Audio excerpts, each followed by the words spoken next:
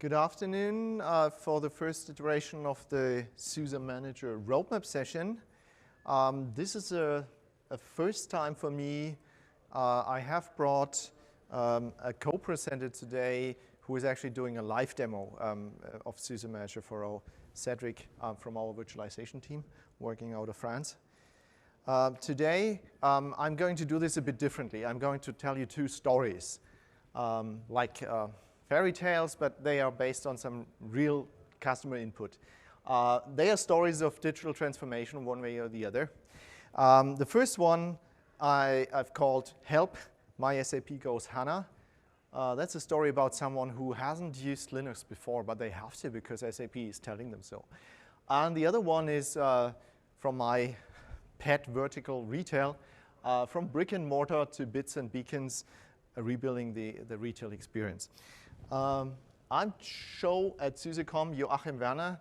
As you can see from the email address, I've been with the company for a while because you don't get these email addresses anymore, those vanity addresses. I have been doing open source for 20 years at SUSE. It's my 16th year at SUSE. Started in project management, going from the desktop up to retail point of service, and now for the last 8 or so years, I'm doing systems management, or as we are now calling it, IT infrastructure management, with the SUSE Manager product line and beyond that. Yeah, let me start off with a simple question. Who in the room is using SUSE Manager? 1, 2, 3. You have heard about it. That's probably why you are in the talk. Okay. So I'll give you a brief introduction of what SUSE Manager is today. The way I position it, it's the infrastructure DevOps or DevSecOps tool.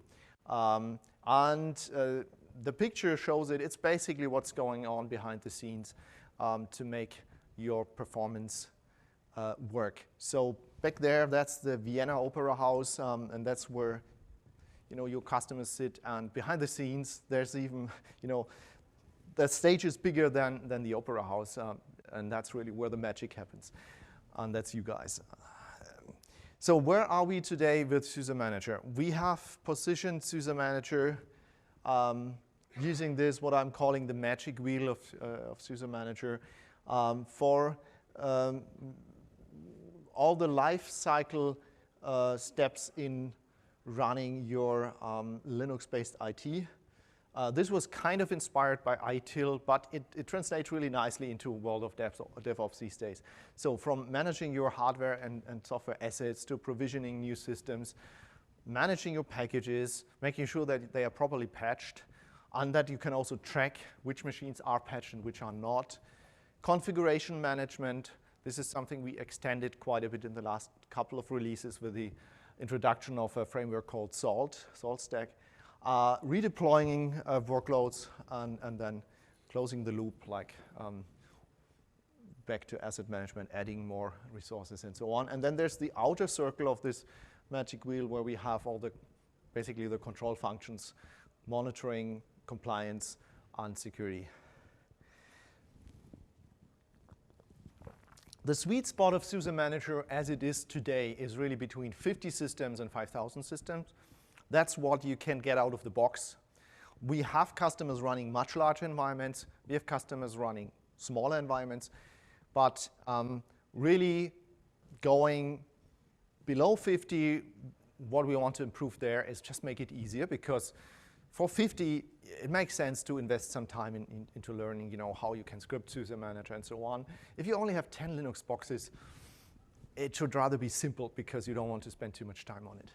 And the other thing is, if you get really big, more than 5,000, our goal is to reach at least 50,000 managed devices with a single SUSE Manager instance. You may have some more infrastructure needed, like proxy servers, but one single environment, 50,000 or more. But we'll have to see where engineering can bring us. So let's start with the first story I want to tell. That's about the SAP user. So setting the stage for that story. So this guy has no Linux experience. They were told by SAP that their existing database solution for SAP is going away. They have to move to SAP HANA. And by the way, you should run your SAP HANA on Linux, and we recommend SUSE Linux. That's how SUSE gets into that game. Yeah, and it's the only SUSE they have. They have maybe heard the name, but yeah, they're not too familiar with that stuff. Well, they know exactly how staging works. They have their SAP systems, and they use you know, QA, testing, production, development stages. They know those concepts that you, if you are running SUSE Manager, already may know from our patch staging as well. And they are told by SAP, oh, when you set up your SAP stuff, there are those subnodes, which are basically lengthy documents that describe in detail how you configure your service and what you should do with your OS and then the application on top of it. So what we are trying to do with this story, that SAP user, and that's usually one of those guys who have less than 50 machines, because yeah, there are SAP HANA environments that have more than 50 HANA boxes. They're big ones. But in most cases, because that's the only SUSE they have for now, I guess they will have more later because they like it so much, but they start with maybe 10, 15 instances or so, relatively small systems. So first of all, they want the SUSE Manager installation to be easy and super easy. Like, you know, easy. Just a wizard, you click and go, and it's setting it up for you with the right parameters, the optimum tuning. Then also when they use SUSE Manager to configure their SAP workloads, there's less for SAP, and then the SAP HANA on top of it, and make it an HA cluster, because you will run your SAP HANA as a cluster. Again, the best practice is those hub nodes. You don't want to go through all the writing and page by page and implement those subnodes. And by the way, they change over time, so you need to also read them again when the new version is issued. You want someone to do that for you and implement that as templates, as code that you can just run. Then they know about this staging concept. They have tools like in SAP, they have the Lifecycle, what is it called, LVM, Lifecycle Virtualization Manager or so. And they want to do that same thing with their Linux boxes. They want to be able to test their patches in a dev environment and then roll them out in a QA environment and ultimately in production. With SUSE Manager, you can obviously do that. That's one of the core competencies of SUSE Manager. But it can be a bit tedious to do this through the UI at the moment. So most of our large customer deployments would be using a lot of scripting through the SUSE Manager API. That guy isn't really too keen to learn those scripting skills. They just want to use the tool. And finally, that's something that surprised us all. Quite a few of those SAP HANA deployments go directly to the public cloud. So when customers are forced to use SAP HANA, that's also a decision point where they may decide, okay, let's just get this all hosted by Amazon or by Azure. So there's a lot of SAP HANA on SUSE, for example, moving to Azure. So we have to be ready for the public cloud. And finally, containers. That's something that may come as a surprise, but SAP is embracing containers a lot for their own solutions. So we have to be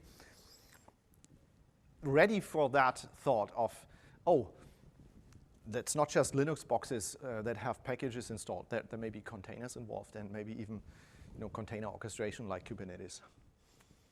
So that's the goal we want to achieve, so that we can tell a happy story of the SAP admin who is forced to use SUSE because of his or her SAP HANA installation. Well, the other story is a bit more complex, and it has more moving parts, and that's the retailer's story. Again, let's set the stage for the retailer. They have only a handful guys to manage a lot of systems. And I mean a lot. And it's getting more. So think of numbers like 5,000 locations, each having 20 to 30 cash registers or terminals or kiosk systems. And on top of that now, a lot of extra hardware is added. So they have digital signage. If you go to an average McDonald's these days, they have like 10 of those payment kiosks that are actually double-faced, so there are 2 CPUs in it with 2 screens, and they have a lot of digital signage now. All the placards are going away, and it's all screens, and all of that is basically PCs running in the background, and they're all networked. A lot of hardware, even in a simple fast food restaurant. Then those are the guys who don't only have SUSE. They have a lot of Linux, because Linux was, the best choice for a lot of their infrastructure needs. But it may be some Red Hat, some CentOS, some Ubuntu, a big bunch of mixed OSs. We could even extend it to Windows. Of course, there may be some Windows involved, but let's not go there right now. And, well, there are issues that no one else has. Like if you're running data center, usually your data center has a big pipe going in and a big pipe going out. Some retailers don't. Sometimes there is no network at all, so they have to be able to bootstrap a store without network, and then later the store gets online because someone messed it up. And of course, these days you can assume once they have a store opened, they want to do credit card transactions and so on. But then they have to be a bit careful about not wasting the bandwidth they need for their transactions, or in some cases they want to offer like customer-facing Wi-Fi for free. They want to keep some bandwidth open for that service and not eat it all up with their management solution. And the other thing is that they don't really want to patch. So that concept that is perfectly familiar to the SAP user, keeping those version-controlled stages and all, they don't really want this, but they have to. They learned the hard way that if you don't do that, and you have all this IT in the store, maybe things can go wrong. And basically every week or so, there's some breach, either online systems or in the store. Actually, some of the SUSE business in retail goes back to the Novell days when Novell Consulting was engaged to fix some of those problems, with PCI compliance. And there's more, and this is something that surprised us all. Many of those retailers, they don't only have the guys who are running the stores, the boring stuff where you have those cash registers with a single application, but they also now have a lot of more stuff. They are running big data. They are deploying modern web applications to give their customers a multi-channel experience, or omni-channel as it's called now. And those are sometimes guys who think very differently. They were raised in a world where you can just develop your software and stick it to the cloud and it will run. And they want the same kind of infrastructure deployed in their retail stores. But let them dream on. I mean, currently, it takes the retailer 2-3 years to actually upgrade to a new service pack. That's why they like SUSE, because we can give them a long-term supported version. But of course, this is a clash of cultures, and this will be great fun for them. Well, and as I said, in the store, so much more is coming, like customer-facing Wi-Fi, all the digital signage, beacons, cameras, sensors. And in many cases, those are point solutions. So everyone who's coming in with a solution like theft prevention, they bring their own little gateway box and they bring hardware into the store. Sometimes they don't have like a server room, so they just put them in the back office somewhere, and it's getting messy. They're running out of ports, sometimes running out of power plug outlets, Now, how can we address those needs of the retail admin?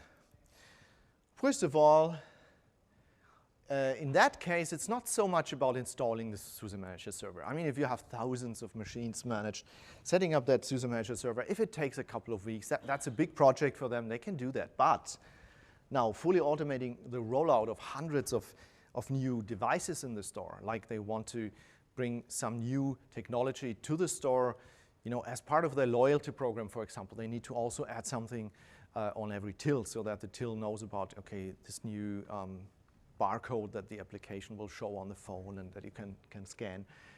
That's the challenge. And then scale, just plain scale. That's something we have to fix because 5,000 for a retailer is nothing.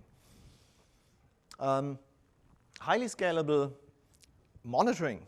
That's something they don't get from us at the moment, but it's certainly something that a retailer would be interested in. Being able to see the health of all the machines in the field and also down to the devices. The printer, maybe just knowing that the printer is out of paper and you can make sure that you alert the store manager to fix that or so. Then multi-OS support, as I mentioned, that's something that SUSE Manager will have to provide. And as you will see, we are going into that direction.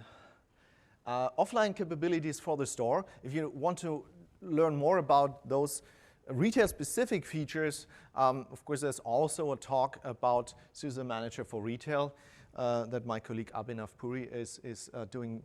I think it's tomorrow afternoon. And then bandwidth management, as I said, there may be a pipe, but you don't want to give it all up for your systems management. That's another challenge that we have to address. And then taking out the pain, taking the pain out of patching, because if a patch goes wrong and you deploy it to thousands of locations, and you have to go to every store and fix it there, that's not going to be fun.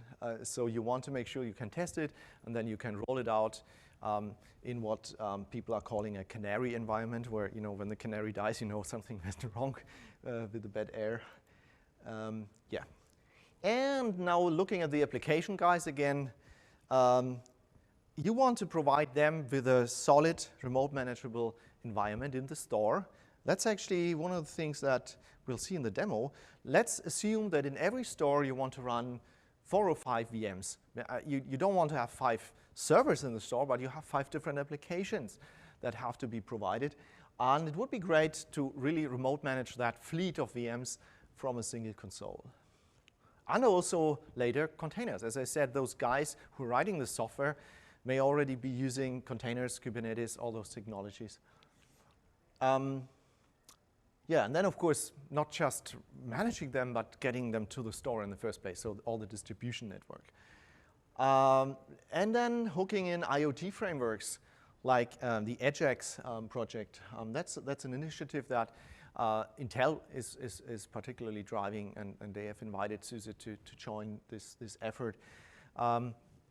As I said, there are cameras, there are sensors, and there's so many different applications for those sensors in the store that could all use the same sensors, but in a different way. So EdgeX is one of those projects to bring a pluggable and scalable bus architecture for your IoT devices to every store.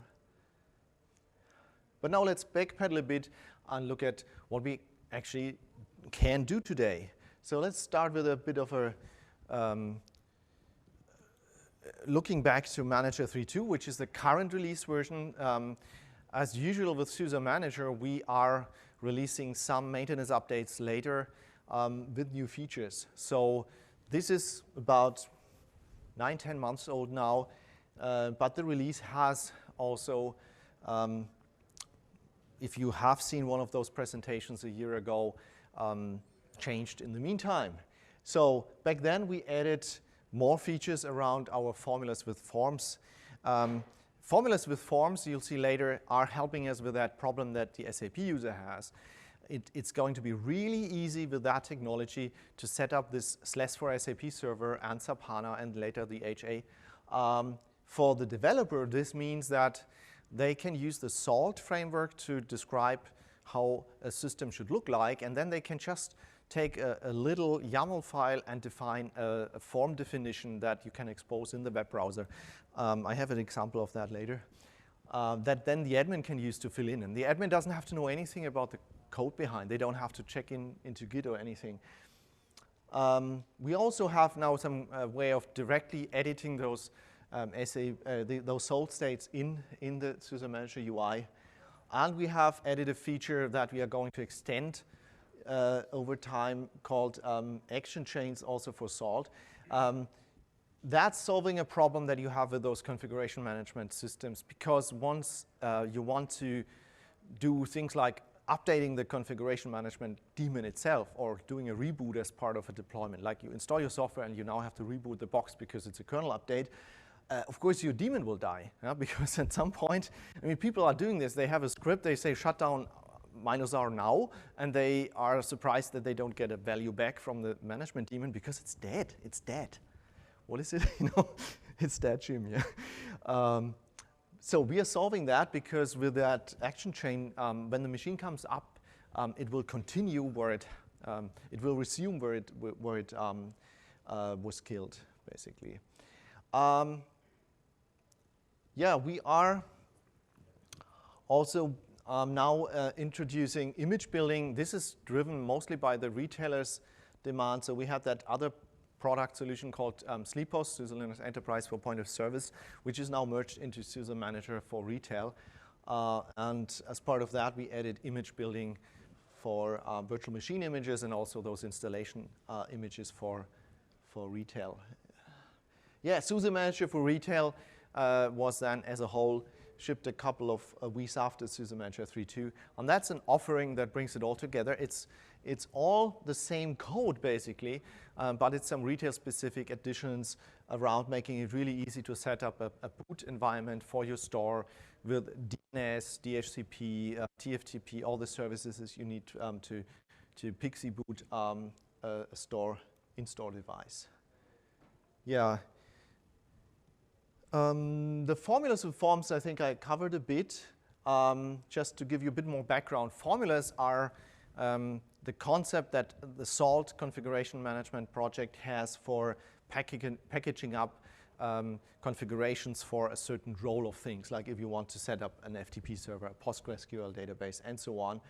And there's a GitHub project where you can find a lot of those. We have started packaging some of those up, and we've written some of our own formulas. And if you go to the SLES presentation, you'll see that now in SUSE Linux Enterprise Server 15 SP1, we will also be able to run those from YAST.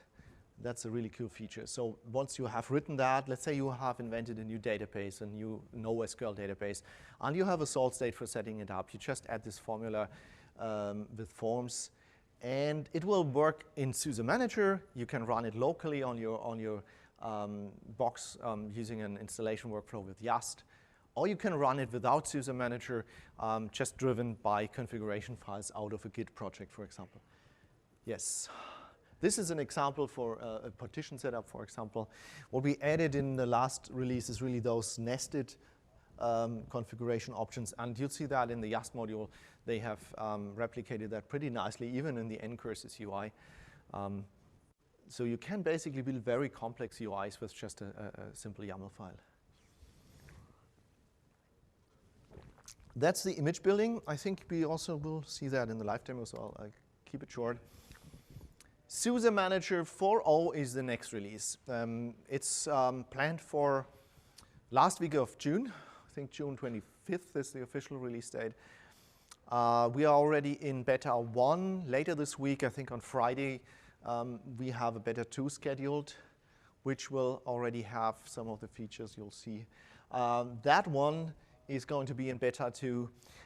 That's what I've talked about, in the SAP use case, this dev QA prod workflow. So those of you who have SUSE Manager, they know that this can be a bit painful with the scripts, but it works. Now, what you get in 4.0, you get a wizard where you can create a new content lifecycle project. You can then define those stages, like we have a developer stage and prod stage. You start with defining all the channels that should go into that first stage. And this is pretty cool now that this filters automatically, so you can't do weird things like having a System Z channel or a power channel under your x86 or so, or a /12 channel under your /15. Once that's done, you can, oh, that's too much. you can then promote this to your first environment and then clone it from there. And there will be, after beta 2, there will be whitelists and blacklists, basically, so you can define, okay, this kernel is never going to be synced from stage A to B. And it will also be pretty easy to have your own, like, let's say you have a fast track channel or something for a management daemon that's not coming from SUSE, you can have that channel, like this base channel down there, the test child and test base channel, that's basically mirrored into your test channel and then also cloned through all the different stages. Another thing that will come in SUSE Manager 4.0, not with beta 2, but I think with beta 3 or definitely with the GA, is monitoring using Prometheus and Grafana. I think I won't have time to spend too much on this one. It's one of the monitoring tools that are most widely used these days from Kubernetes to all different kinds of modern software-defined infrastructure stacks. The Ceph community, for example, has embraced it a lot. We'll make it really easy from SUSE Manager to deploy the Prometheus so-called exporters, basically the instrumentation. And maybe not with GA, but later we will also make it really easy to just tell SUSE Manager to deploy a new Prometheus server. So you don't even have to pick the RPM or so, but basically say, okay, just like we're now doing it, if you have seen SUSE Manager, it can set up a build server for you by just saying, okay, this /box should be our image build server or our container build server. You'll be able to do the same with the monitoring. And unfortunately, it's a paid-for addition, so it's not going to be part of the standard lifecycle management pricing, but there's an extra fee for the monitoring. The /for-SAP templates I've already talked about. Those will be tech previews for around SUSE Manager 4.0. They will also be available for use, as I said, in YAST and standalone. So you don't necessarily have to use SUSE Manager, but of course it's much easier for that. And then there's virtualization management. Again, there is salt involved. I won't spend much time here because, again, that's why we have Cedric with us for the live demo. And again, unfortunately, there's no free lunch. This is going to be a paid-for extension. Then we have extended the OS support, and this actually has happened before the 4.0 release. It's a bit late, unfortunately. We will have Ubuntu LTS support fully working in Manager 3.2.7. The current release is 3.2.6, which already has all the server-side stuff, but we haven't released client channels yet. So basically what we're doing here is for Ubuntu, we are releasing SUSE-supported salt packages that will work with our stack, and that's really the story here. Again, of course, when you want support for that, you pay for it, but it's also available for the Uyuni open source project I'll show later. And OpenSUSE support is also officially added. This has always worked, but again, this is now a paid-for offering for the OpenSUSE versions that mirror the existing / versions. And this will not magically, of course, give you long-term support for OpenSUSE. It'll be using the OpenSUSE lifecycles, but it will make sure that there's a salt package that works with SUSE Manager and that you can use SUSE Manager for patching. A few others are lined up, and that's depending on customer requirements, like CentOS without patches coming from SUSE as part of expanded support, Debian, other versions, and then Oracle Enterprise Linux, for example, on demand. So we don't promise that those work yet, but all the base technologies will be in place. So before we approach a live demo, there are a few minor behind-the-scenes changes. The SLE 15 base that we are now using for the latest SUSE Manager 4.0 will also mean that we can use the new concept of a unified installer. So you see a screenshot here. This is not the SUSE Manager installer. It's the plain SLE 15 SP1 installer. And as you can see here, there's SUSE Manager server and proxy, and the branch server for retail. Actually, we moved them down, so now I think in the beta, the desktop comes first. And when you pick that, you will also get a so-called system role dialog. This is not very powerful yet. We will only offer you one optimized for SUSE Manager server and one for SUSE Manager for retail, which has a bit of a bigger partition for all the images that you need to create for your point of service. But later in upcoming updates, we can really provide you with more best practice templates. Like we could say there's one for a very large deployment, or a small one that is only a KVM demo, that if you want to try it out in the labs, you don't have to have LVM and lots of partitions. And that is really easy now because we have the full power of the Just installer at our hands here. Now it's time for Cedric's live demo. We can take 1 or 2 questions while he's switching screens if you want now, or we can of course also have a QA slot later. If there are any, otherwise I think we are actually done. So yeah, Live I'm demo. ready. So here is our SUSE Manager interface. So you'll see here it's it's a beta 1, but it's a little more than a beta 1 because this is my testing environment. So there are features that are not yet in the beta 1. I'll point them out later on. So we'll first start with the images building, because before creating virtual machines, we'll need to get images. So it all happens in that submenu. And we have here the image list. There we are. So I created one because in advance, because as you can imagine, it takes a little more than 15 minutes to build the image, and we just want to get ready now. So this one is a VMX image. So how many of you played with Kiwi already? A few of you? So VMX is an image type for Kiwi that you use for virtual machines that creates you a QCOW2 file. So this is what we need for the VM. Here you see that the updates are applied in the image. You get a version number, and we can just go into the details to see a little more information. So you can see the channels that are used for that image. So here it's a SLE12 FP3, but with the same Kiwi description, I could apply it to SLE12 SP4 or SP2, and it will just build an image with the package of that SLES version. So without changing the configuration, you could just build it for another SLES.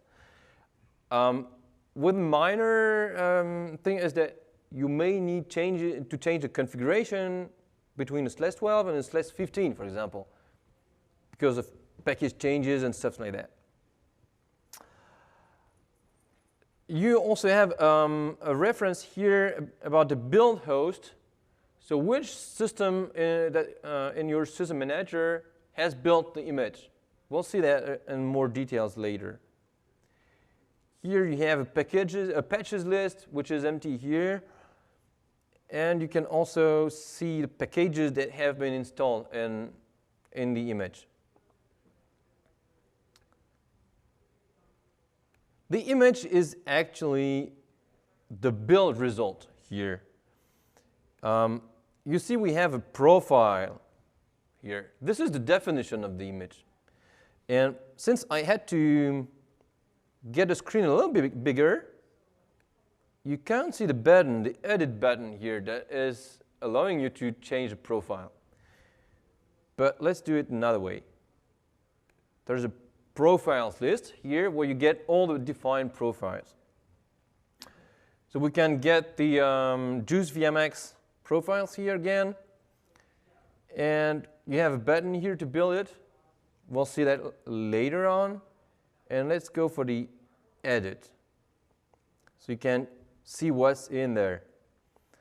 So the label is just a name, not that interesting. The Kiwi, the image type, you have two image types in SUSE Manager images building. One is containers, Docker files, and the other one is Kiwi.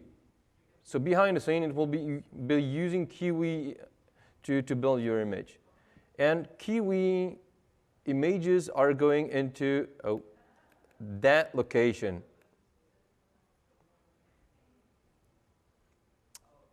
And I already opened it here, so you see I have my QCal2 file generated.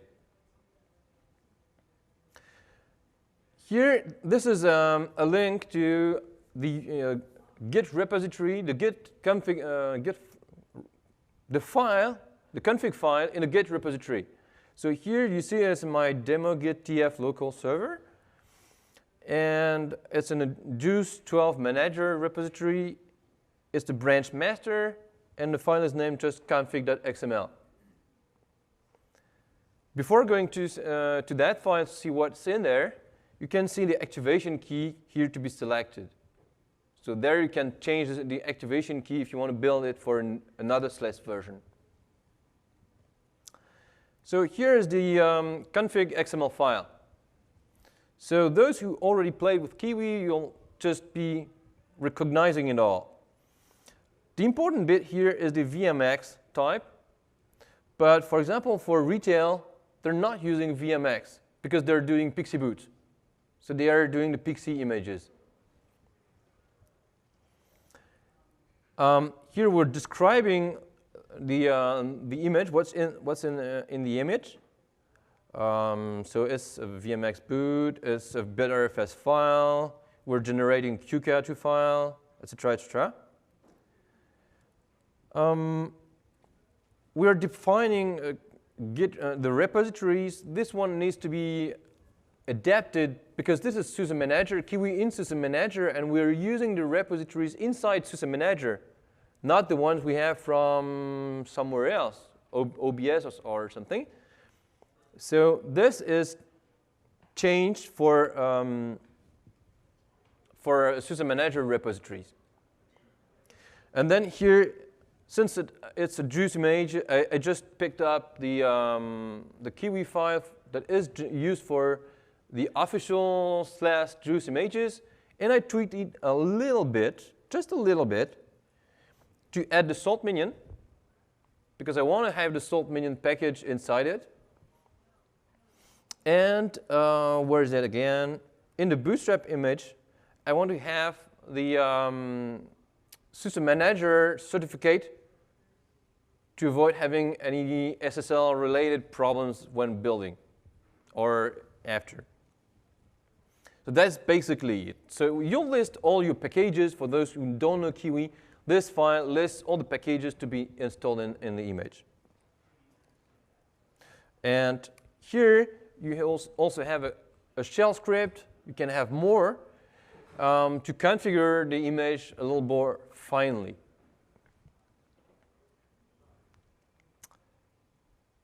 So is that okay for Kiwi images and so on? Let's go. Back to the profiles. We create a new one. Pass graphical. Obviously, it's not a Docker file. It's a Kiwi one. And here you have a GitHub repository. Why? Yeah. This is GitHub repository where we are providing some Kiwi configurations that can be directly used. So these ones are for retail. And I can just copy that link and write it in the config URL. There we go. Just adding the activation key and creating. At that point, no image has been done, no image created. We can just click the build button. Here, the profile is already pre-selected, but if you click on the build the build item in the menu on the left, it will show you the same dialog, but you'll have to select a profile. And then I'll need to select a host to build the image. So I'll use my demo builder host to avoid any trouble. And interesting thing to note is this here. You can add that image building to an action chain. So you can create an action chain where you'll say, first build that image.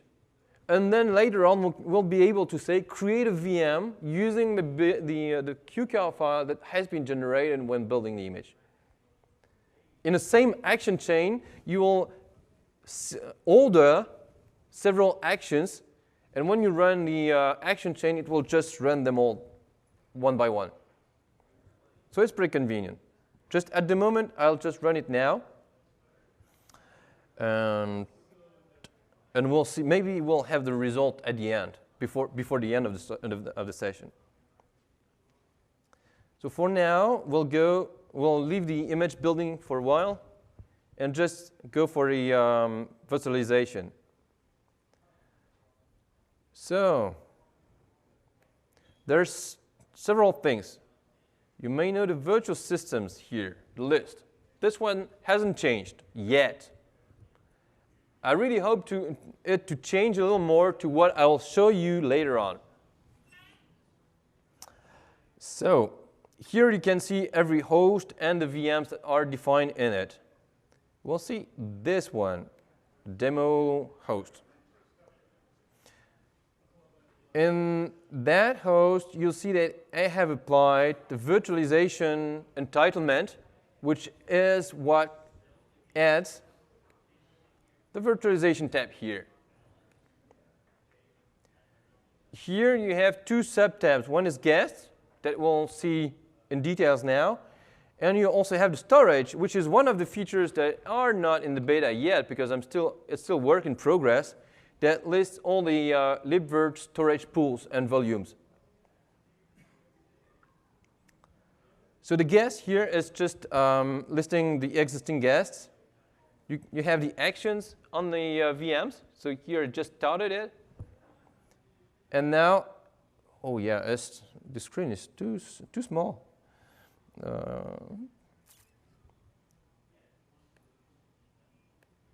Because I'm missing one action here that I wanted to show you. Where is it?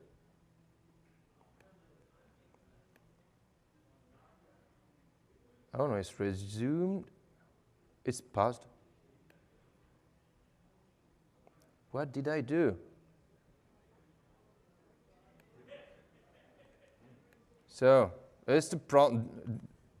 I didn't pray enough to demo gods, right? So let's create a new VM, and we'll see it later on. So let's create it, name it VM02. So here you have an item hypervisor. By default, it selects KVM. But if you really don't want the KVM kernel optimizations, and you can select QEMU, but it will be much slower. And here on KVM, you only have fully virtualized machines. But on Zen, you can also select para-virtualized ones. I will change the memory here because my setup is not that big. Just same for the CPUs. You can change the architectures here because we have 32 bits possible. Here is a new disk, and there we go, picking up that image link, copying it just right here into the template.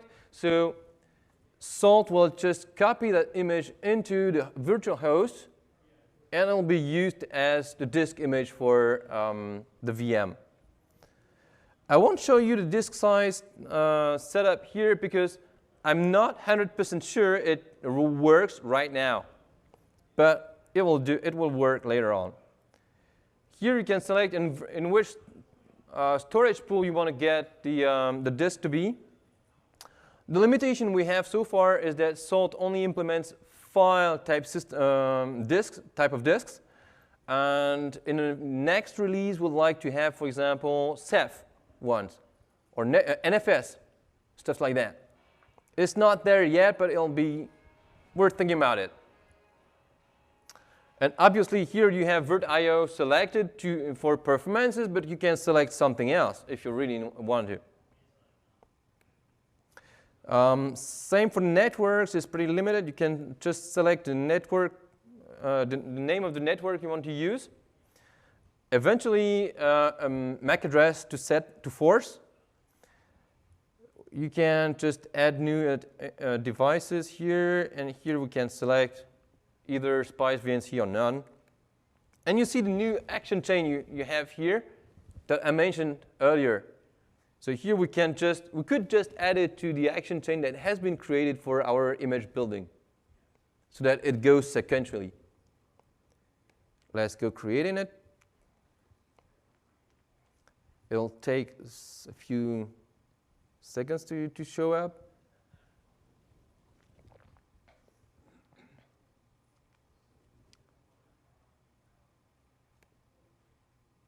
Still trying it that one.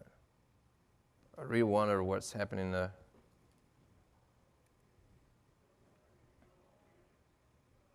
Oh no, it's not the one.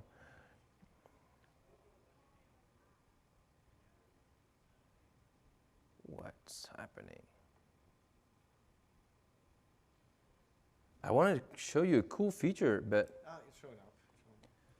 Yeah, it's showing up, but there's a small bug I really need to discuss with other guys, other colleagues, because when a VM is created, there are several events that are called, and they're processed by different threads, and then SUSE Manager doesn't know here that it started. So I need to wait at maximum 5 minutes to have the state refreshed, force refreshed. And if that really is the case, I'll need to wait for, I'll need to pass on the mic to Joe, and we'll come back later on to it. It's a little bug that will be fixed later in the release, but sadly it's impacting me right now. And the other thing that is interesting also here is that you can edit the VM, and it'll show up a similar dialog to what we have seen for the VM creation, where we can add disk, add network devices, and so on.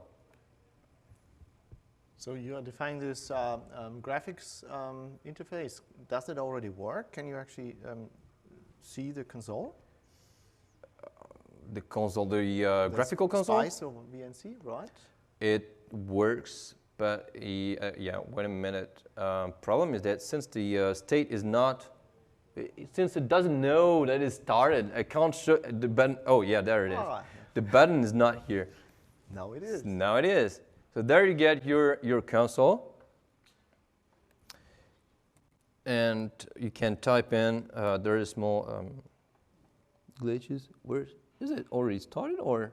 No, I don't think so. It's not.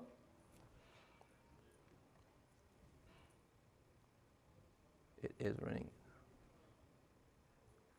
It's the one complaining here. So Kiwi images, Kiwi VMX images have a special thing. The first boot is longer than the other ones, just because it recreates the initRD files at the first boot, because it won't be the same if you're running on the Zen VM or in the KVM guest. So it's created every time, and here is not finished, obviously. But then you see, I could type already my root password here, even though it didn't log me in. Oh, no.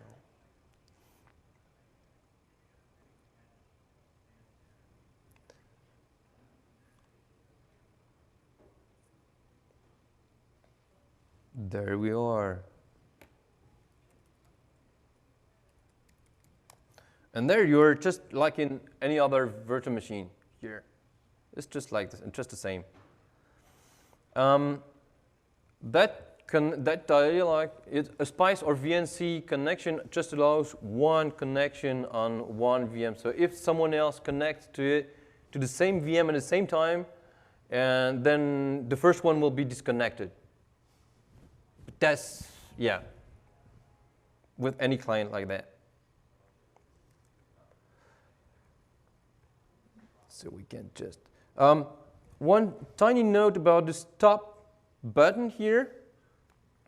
So it just works, but just like with any other virtual machines, it will not work if ACPI is not correctly set up into the guest, or if you do not have the QEMU guest agent in the guest.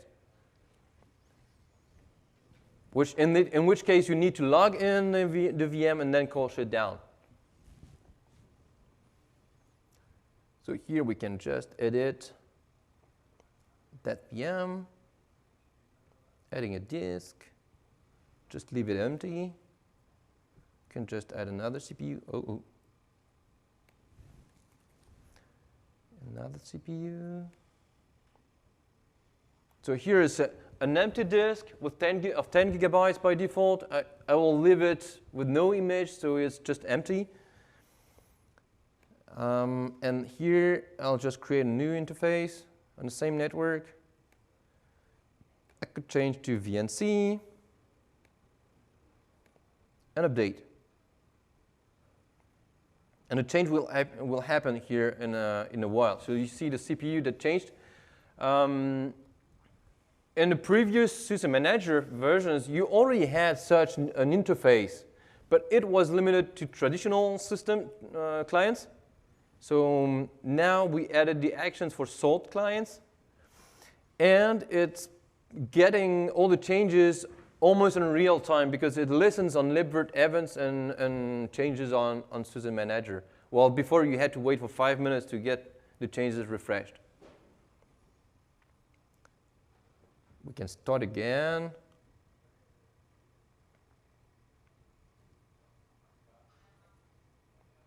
See it again.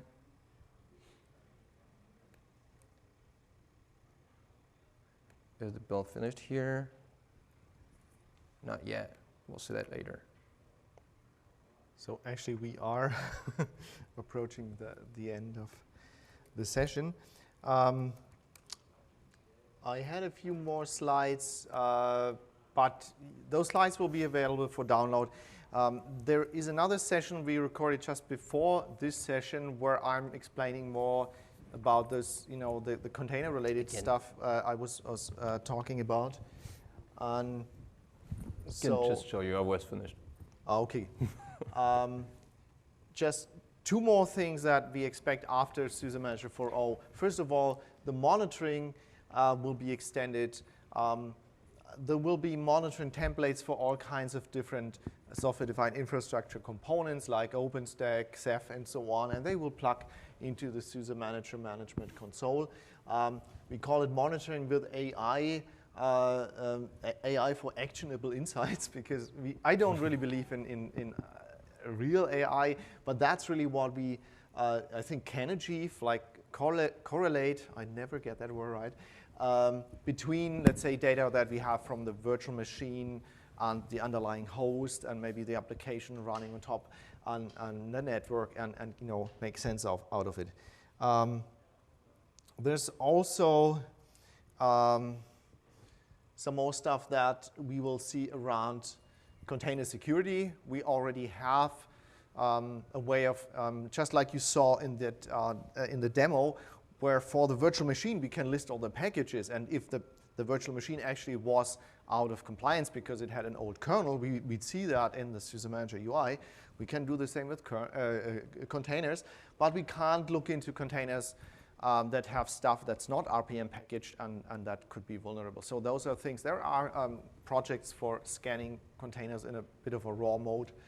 And then asset management is one of the things that could be interesting, especially for the retailers, for example, where we extend asset management to not just managing servers and systems, but also attached devices, IoT stuff. As long as it has a way of talking to SALT, like SALT has this concept of proxies, where you can basically add code that just queries APIs or you know, scans the network or whatever. That's one of the things that we are looking into. As I said, I will skip the part about the bigger picture of container management. There's a separate talk that's, again, about a full hour that I just did that is being recorded, and the slides will be available. And this will answer the questions of, you know, the guy at the retailer's developer side of the house. You know, how do I deploy my containerized applications to the store? We have a few minutes left for questions, like 2-3 minutes actually. Just there's just one tiny thing I'd like to add, is that everything I've shown you on the virtualization management is all backed by Salt behind the scene. So you could even script it all and have your Salt state ready at hand and create the VMs, boom, out of it. So if you really want to have software-defined virtual machines, it's possible. Yeah, that's actually a very important note, because I talked about this, you know, the case where we have like 4 or 5 VMs running in every store. In that case, you don't go through the UI and do the, you know, start, stop, but you can have this declarative template that says, this is how my partition table looks like, this is the attached storage, this, and so on, and combine this with the build templates that we have. And basically, you have software-defined everything. You can build your images with SUSE Manager based on a template. You can then deploy all those with a template to the store. That's really great. And it's enabled by switching to the Salt backend. And I'm very grateful for that work. Cedric is one of the first guys in another team, not the SUSE Manager core team, that is who is contributing massively, both upstream to the Salt community and onto the SUSE Manager project. Yeah, questions?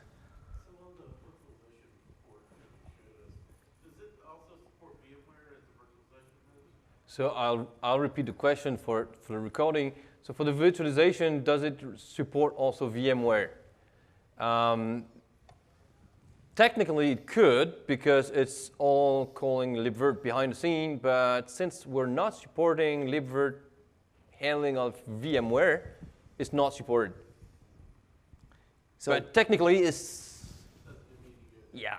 Yeah, integrating with VMware is something we could do. At the moment, this is really aimed at more like replacing VMware where you don't really need it than integrating with it. But as you may know, we have integration into VMware when it comes to subscription matching, for example. So we already have the API endpoint registered in SUSE Manager. It should be possible at some point later to add that feature. Other questions? Yep. So I'll repeat the question for the recording. So for the virtualization, does it support also VMware?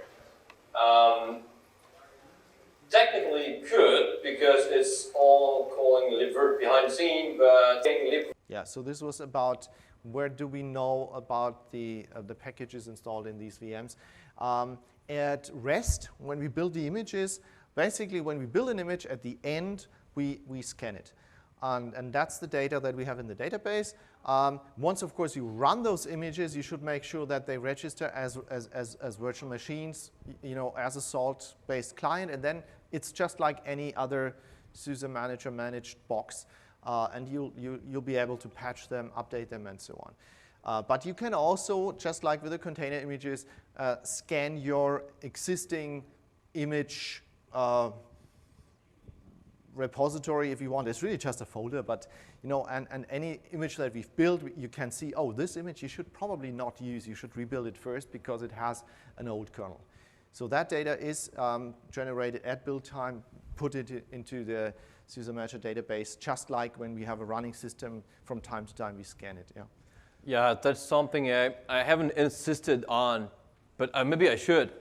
In the details of the image built, I've shown at the beginning, you have two statuses. One is for the build, and one is for the check, the package check. So yeah, you have the two of them. Yeah. Would this allow me to build something like a PCI DSS compliant profile?